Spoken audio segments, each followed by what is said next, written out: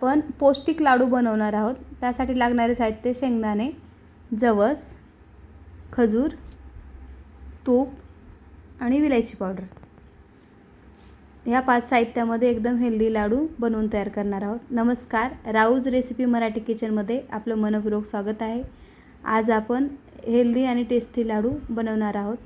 त्यासाठी लागणाऱ्या साहित्याचं प्रमाण: शेंगदाणे 150 ग्राम, जवस 50 ग्राम, खजूर 80 ग्राम, तूप 50 ग्राम, विलायची पावडर 1 चम्मच. प्रथम आपण शेंगदाणे भाजून घेऊया.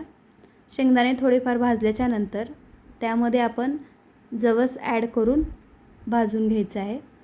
जवस आणि शेंगदाणे एकदम खरपूस असे भाजून घ्यायचे आहे. चांगले भाजून झाल्याच्या नंतर त्याला थोडंसं 5 ते 10 मिनटं गार करून घ्यायचं आहे. हे मिश्रण गार झाल्याच्या नंतर मिक्सरच्या भांड्यामध्ये आपण काढून घेऊया. त्यामध्ये 80 ग्राम खजूर घालून मिश्रण 1 चम्मच विलायची पावडर टाकून वाटून घ्यायचं आहे. खजूर घातल्यामुळे आपण लाडूमध्ये साखर किंवा गूळ काही वापरणार नाही आहोत. हे मिश्रण एकदम बारीक करून घेतल्याच्या नंतर एक बाउलमध्ये काढून घेऊया. काढून घेतल्याच्या नंतर त्यामध्ये आपल्याला 50 ग्राम तूप मिक्स करून घ्यायचं आहे. हे लाडू खायला टेस्टी पण आहेत आणि शरीरासाठी पण पौष्टिक आहेत. 1 वर्षाच्या मुलांपासून ते मोठ्यांपर्यंत सगळ्यांना हे लाडू चालतात.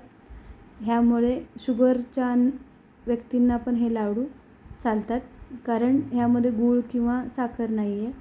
हे मिश्रण एकदम चांगलं मिक्स करून घ्यायचं आहे आणि छोट्या छोट्या साईजमध्ये लाडू बनवून घ्यायचे आहेत. आणि दररोज एक लाडू लहान मुलांना दिला तरी चालतो. हे हेल्दी आणि पौष्टिक आहेत. ह्या लाडूमुळे मुलांना एकदम एनर्जेटिक वाटतं. लहान मुलांना हे लाडू आवडतात पण खूप. राऊज रेसिपी मराठी किचनला लाईक करा, शेअर करा, सबस्क्राईब करा.